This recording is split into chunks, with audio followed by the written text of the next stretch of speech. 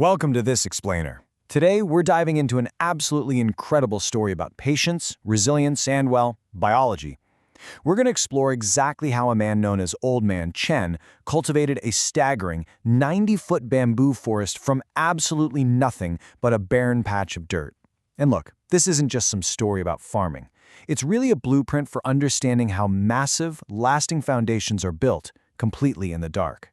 To really wrap our heads around the scale here, we got to talk about the number 90. 90 feet. That is the towering height of the majestic Moso bamboo forest that Chen eventually grew. I mean, we're talking about a massive, awe-inspiring canopy here. It casts shadows over the entire village, sways in the wind, gives shelter to nesting birds, the whole shebang. But to actually appreciate that monumental height, we have to contrast it with a pretty harsh reality. For years, this exact same forest was literally just an empty patch of dirt. Just a barren square of earth that earned Chen nothing but the mockery and laughter of the entire village. So, that brings us to the central, burning question of our explainer today. What actually happens when you pour 5 whole years of your life into absolutely nothing?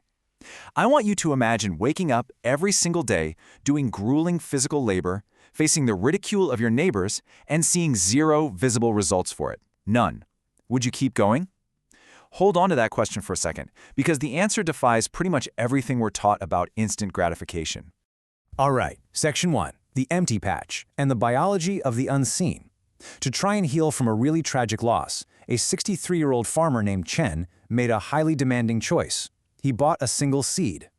So let's dive into this, because to understand Chen's immense faith, we first have to understand the factual biology of his chosen seed, Philostachys aedalis, better known as giant Moso bamboo. Now, Chen's hands were weathered from decades of farming, but at this point his heart was just incredibly heavy. He had lost his wife, Mei, the previous winter, and he desperately needed something to tend to just to navigate his grief. But when he bought the seed, the nursery owner gave him a very stark warning about how this specific plant operates. Step 1, for the first 4 years, it builds an incredibly intricate root network underground. Step 2, during this massive subterranean construction phase, it shows absolutely zero surface growth. Not a tiny sprout, not a single crack in the earth. Honestly, most people dig it up, totally convinced it's dead. But if you survive to step 3, it erupts 90 feet into the air in mere weeks. Hearing all this, Chen just nodded, paid for the shoot, and got straight to work. Moving on to Section 2, watering the invisible roots. The grueling reality of years 1 through 3 was just a daily, physical grind. Let's walk through this agonizing timeline together. Year 1 was all about dawn watering on frozen ground. Picture this for a second. Chen standing out in the freezing cold, covered in snow, literally pouring lukewarm water from his can onto rock-hard earth. He was talking to roots he couldn't even see, asking the dirt, "Are you there?" Then Year 2 rolls around, bringing intense mockery. You've got children throwing stones at his invisible bamboo, merchants trying to buy the seemingly useless land. And at night, doubt crept in like a thief. He'd press his ear to the soil and hear nothing.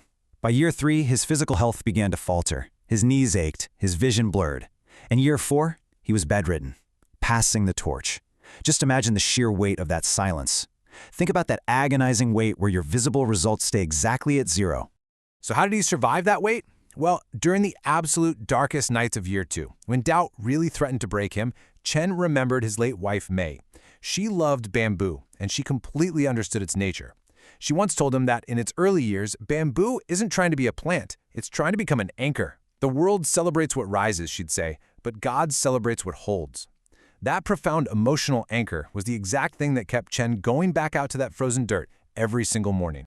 Now, this whole situation sparked a pretty harsh ideological clash between Chen and his son Wei. See, Wei was this sharp-suited and patient businessman from the city. When Wei looked at the plot of land, all he saw was barren earth. He demanded visible growth and immediate returns, flat out telling his father he was pouring his life into nothing. But Chen, he possessed a completely different framework. He valued the invisible foundation and long-term stability. So when Wei would kick the dirt in frustration, Chen would just smile and say, "The eyes are poor judges of foundation."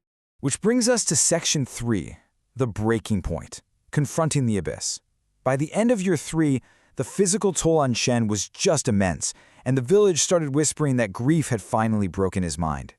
The short walk from his house to the dirt patch, which used to be a really pleasant stroll, had transformed into a painful pilgrimage. During one of Wei's frequent visits to basically beg his dad to quit, Chen explained something fascinating. He said if you dig up a 3-year-old bamboo root, it dies, not from weakness, but because its work is incomplete. It's spending years spreading 20 feet in every single direction, mapping the soil, storing energy, and preparing for a massive burden it hasn't even been asked to carry yet. Its purpose isn't to be seen right now. Its purpose is to be ready. Wei, dripping with frustration and cynicism, just looked at him and asked, "Ready for what?" Chen answered that the bamboo was getting ready to grow faster than anything else on Earth. But man, year 4 tested that belief to its absolute limit. Chen actually fell ill and became completely bedridden. The abyss really opened up here. He lay there weeping, imagining his roots thirsting in the frozen earth, terrified he had spent 4 whole years building something he'd never even lived to see. So, he hired a curious 10-year-old boy named Zhao to be his legs and water the patch for him. When Zhao asked why in the world they were watering dirt, Chen gave him this incredibly beautiful truth. Because there is a kingdom beneath our feet, and kingdoms are not built in a day. Now for Section 4, the morning the earth cracked. Fast forward to the first day of spring, exactly 5 years since the planting. Before dawn, Chen heard a low, rhythmic sound. That low crack, crack, crack sound built into an absolute explosion of life. It was literally like the earth itself was clearing its throat. At dawn, a green shoot the thickness of Chen's wrist finally broke through the soil, pulsing and straining upward. By morning, when little Zhao arrived screaming with joy, there were 7 shoots. And guys, they weren't just growing, they were growing visibly, audibly, aggressively. The cellular expansion sounded like popcorn in a pan, like fireworks detonating underground. By noon, the shoots were 15 feet tall. By evening, 25 feet tall. The villagers gathered around in stunned silence, all their mocking words turning to ash. The bamboo didn't just sprout, it erupted like a geyser. Within just 6 short weeks, the bamboo stood a staggering 90 feet tall. When Wei visited the following month, standing there in his absurd city suit in the middle of the soaring green canopy, he was completely bewildered. How did it grow so fast, he asked, and Chen delivered the ultimate lesson. It didn't, he said. It grew for 5 years. You just couldn't see it. Moving into Section 5, the architecture of greatness, the lesson of the roots. And this applies directly to all of us. Think about Chen's 20-foot invisible root system and the immense energy it stored in the dark. This is the exact metaphor for your own unseen late nights, your quiet struggles, your endless study sessions, and the hard work you put in when absolutely nobody is clapping for you. Chen told Wei that giants need foundations that no storm can shake. The roots you can't see determine the height you can reach. Wei, kneeling in the dirt he used to kick, suddenly realized he'd been building his own company completely wrong. He was cutting corners to show quick growth to investors, but leaving his foundation dangerously shallow. Chen offered him, and really, he offers us, a profound choice. You can keep building high on weak roots and just cross your fingers hoping no storm comes. Or you can do the brave, invisible work of going deep. Old Man Chen passed away the following winter, but his forest spread to cover the entire valley. It became a living monument to the work no one sees. At the entrance to that grove, Wei actually commissioned a stone plaque, and its final words are exactly what I want to leave you with today. If you are in a season of invisible growth right now, if the world is mocking your barren patch and offering you quick, shallow alternatives, I want you to remember the bamboo. Keep watering, keep believing. The plaque reads, "Water your invisible work. Your time to rise is coming." So ask yourself, what invisible roots are you watering today, and are they strong enough to support the empire you're trying to build tomorrow?